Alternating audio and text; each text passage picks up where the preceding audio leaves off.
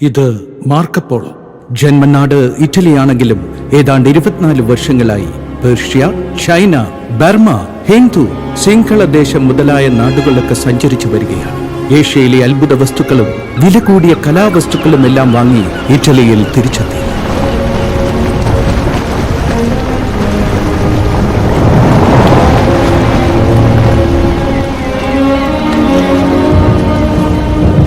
എന്നാൽ ആ സമയത്ത് റിപ്പബ്ലിക് ഓഫ് ജനീവയുമായുള്ള യുദ്ധത്തിൽ ഈ റിപ്പബ്ലിക് ഓഫ് വെനസ് ഏതാണ്ട് പരാജയപ്പെടുന്ന നിലയിലായിരുന്നു. രാജകുടുംബാംഗങ്ങളും പൊതുജനങ്ങളും ഭീതിയിലാണ്.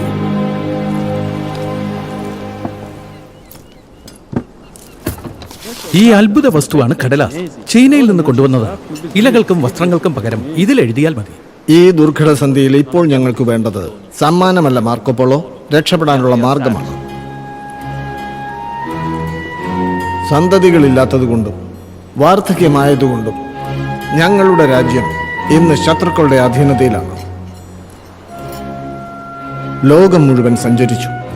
ചെങ്കിസ് ഖാന്റെ പൗത്രൻ കുബ്ലൈ ഖാനുമായും സൗഹൃദത്തിലായി. നിന്റെ ലോകപരിജ്ഞാനം കൊണ്ട് ഇതിൽ നിന്നും കരകയറാനുള്ള ഒരു മാർഗം ഉപദേശിക്കണം.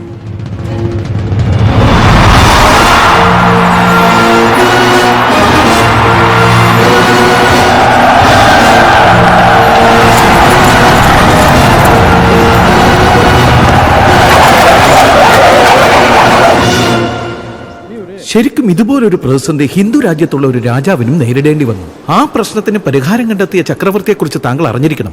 അത് താങ്കൾക്ക് പ്രയോജനപ്പെടും. ആരാണ് ആ ചക്രവർത്തി?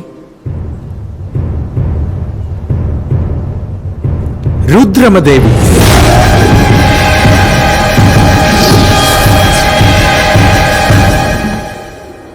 കിഴക്ക് കലിംഗ, പടിഞ്ഞാറ് ബേദിതക്കോട്ട, വടക്ക് കാങ്കേയം, തെക്ക് കാഞ്ചി വരെ വിസ്തീർണമുള്ള കാകതീയ എന്ന മഹാസാമ്രാജ്യത്തെ തിലിങ്ക് ദേശമെന്നാണ് അറിയപ്പെട്ടിരുന്നത്. അവിടുത്തെ രാജധാനി ഒറ്റക്കല്ലിൽ തീർത്തതായതുകൊണ്ട് ആ നഗരം ഒറ്റക്കൽ നഗരമെന്നും ഏകശിലാ നഗരമെന്നുമാണ് അറിയപ്പെട്ടിരുന്നത്.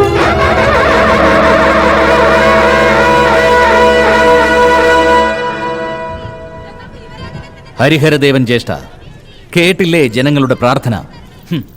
വയോധികനായ നമ്മുടെ ജ്യേഷ്ഠൻ ആൺകുഞ്ഞ് ജനിക്കണമത്രേ. പെൺകുഞ്ഞ് ജനിക്കുകയാണെങ്കിലോ?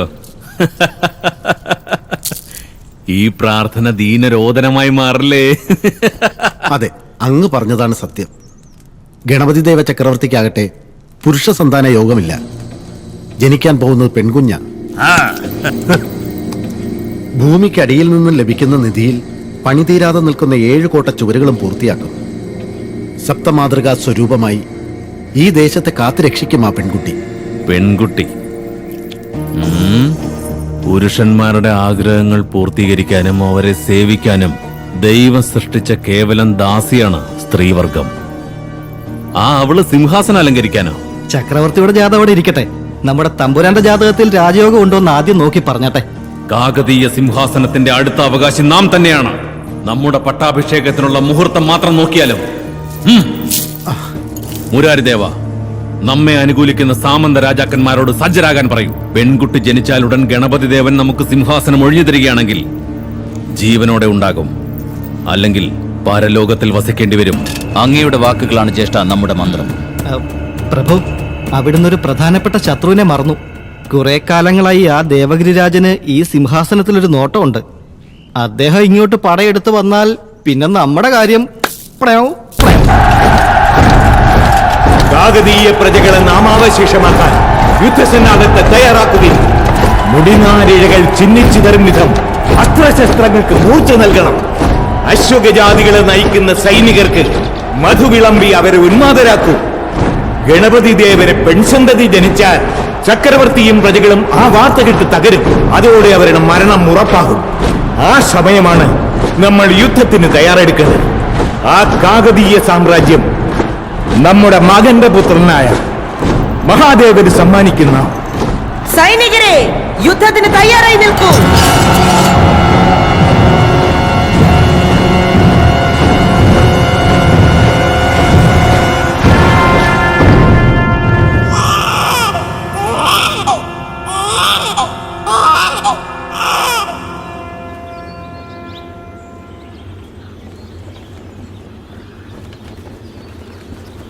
ശുഭവാർത്ത മഹാപ്രഭു. റാണി സോമാംബാദേവി ഒരു പെൺകുഞ്ഞിന് ജന്മം നൽകിയിരിക്കുന്നു. ആഹാ, എത്ര നല്ല വാർത്തയാണിത് മഹാമന്ത്രി. പ്രജകൾക്ക് ഈ വാർത്ത സന്തോഷം നൽകില്ല. അവർക്കിപ്പോൾ വേണ്ടത് യുവരാജനെയാണ്. ഒരു പക്ഷേ ഈ വാർത്ത അറിയുന്ന നമ്മുടെ ശത്രുക്കൾ നമ്മേക്കാൾ കൂടുതൽ സന്തോഷിക്കും. ശിവദേവൻ അവർകളെ, താങ്കൾ കൊണ്ടുവന്ന ശുഭവാർത്തയ്ക്ക് മുൻപേ ദൂതന്മാർ കൊണ്ടുവന്ന മുന്നറിയിപ്പ് നമുക്ക് ലഭിച്ചു കഴിഞ്ഞു. ദേവഗിരിയിലെ ശത്രുക്കൾ കാകതീയ പ്രജകളുടെ നേർക്ക് ഒളിപ്പോര് നടത്തുവാൻ തയ്യാറെടുക്കുകയാണെന്ന്. ബന്ധുക്കളും സാമന്ത രാജാക്കന്മാരും നമ്മുടെ സിംഹാസനത്തെ ലക്ഷ്യമിട്ടിരിക്കുകയാണ്. തൽക്കാലം അവരെ ചെറുത്തു നിൽക്കാൻ കഴിയുമെങ്കിലും അവകാശികളില്ലാത്ത ഈ സാമ്രാജ്യം ഇനി എത്ര കാലം പിടിച്ചു നിൽക്കുമെന്നറിയില്ല. വീണ്ടും നമ്മുടെ പ്രജകൾ അടിമകളാകേണ്ടി വരുമോ? എങ്കിൽ ഈ നാടിന്റെ, ഈ ദേശത്തിന്റെ ഭാവി അവസ്ഥ എന്തായിത്തീരും? അവകാശം ഇല്ലെങ്കിലല്ലേ ഇങ്ങനെ ഭയക്കേണ്ട കാര്യമുള്ളൂ. എന്താണ് താങ്കൾ പറയുന്നത്? അതേ തിരുമനസേ, ജനിച്ചത് പെൺകുട്ടിയാണെന്ന് ശുശ്രൂഷിച്ച എന്റെ ഭാര്യയ്ക്കും എനിക്കും തിരുമനസിനും മഹാറാണിക്കും മാത്രമേ അറിയൂ. രുദ്രാംശത്തോടുകൂടി ഭൂജാതിയായ ഈ പെൺകുഞ്ഞിന് രുദ്രമദേവി എന്ന് നാമകരണം ചെയ്യാം. പ്രജകളോട് ആൺകുഞ്ഞായി രുദ്രദേവ യുവരാജനായി പ്രഖ്യാപിക്കാം. അതത്ര നിസ്സാരമാണോ? ആപത്തിനെക്കുറിച്ച് ഭയമില്ലെങ്കിൽ അസാധ്യമെന്ന പദവും മറക്കാവുന്നതാണ്. ശത്രുക്കൾക്കോ പ്രജകൾക്കോ മാത്രമല്ല, ജനിച്ച കുഞ്ഞിന് പോലും താൻ പെൺകുട്ടിയാണെന്ന് അറിയരുത്. രാജകുലത്തിന്റെ വംശവൃക്ഷം, കാകതീയ സാമ്രാജ്യ ഭാവി സമ്രാട്ട് ശ്രീ ശ്രീ ശ്രീ രുദ്രദേവ യുവരാജനാണിത്.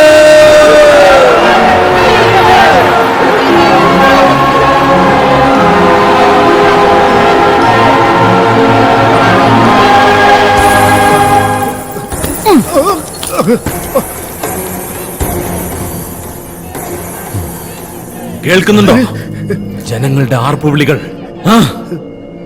ജനിച്ചു കഴിഞ്ഞു ഈ രാജ്യത്തിന്റെ അവകാശിയും എന്റെ ശത്രുവും രുദ്രദേവൻ. ശാസ്ത്രം പിഴക്കില്ല. ജനനവും മരണവും ദൈവനിശ്ചയമാണ്. ഓ, ദൈവനിശ്ചയമാണല്ലേ? എങ്കിൽ ഇന്ന് നിന്റെ മരണം ഞാൻ നിശ്ചയിക്കാൻ പോവാ.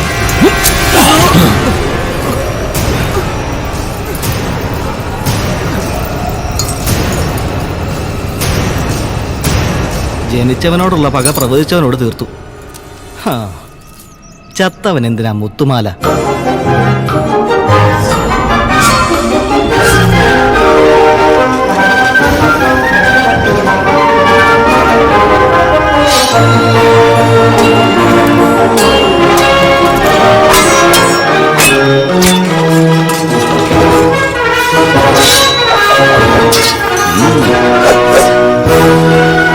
സഭാഷ് രുദ്രദേവ, ഈ ഇളം പ്രായത്തിൽ തന്നെ വാൾപ്പയറ്റിൽ കേമനായിരിക്കുന്നു.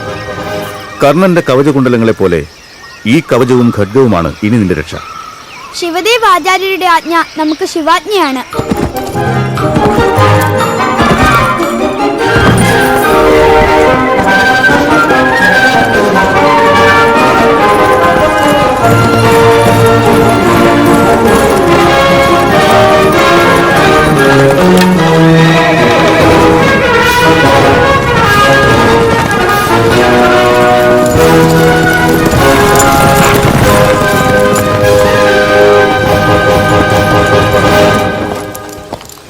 രുദ്രദേവ, ശത്രുസംഹാരത്തിനും രാജ്യഭരണം ഏറ്റെടുക്കാനും ഒരു ക്ഷത്രിയന് വേണ്ട പരിശീലനങ്ങൾ ഇന്നത്തോടെ പൂർത്തിയായി.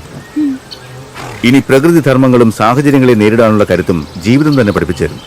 യുവരാജ പട്ടാഭിഷേകം നിനക്ക് വേണ്ടി കാത്തിരിക്കുകയാണ്. ഏകശിലാ നഗരത്തിലേക്ക് നമുക്ക് യാത്രയാകാം.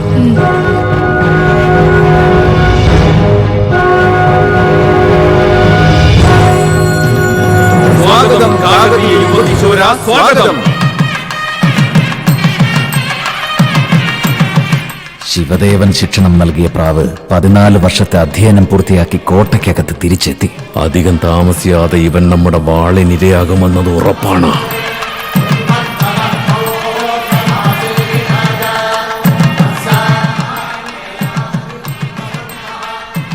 പിതാവിനെന്റെ പ്രണാമങ്ങൾ.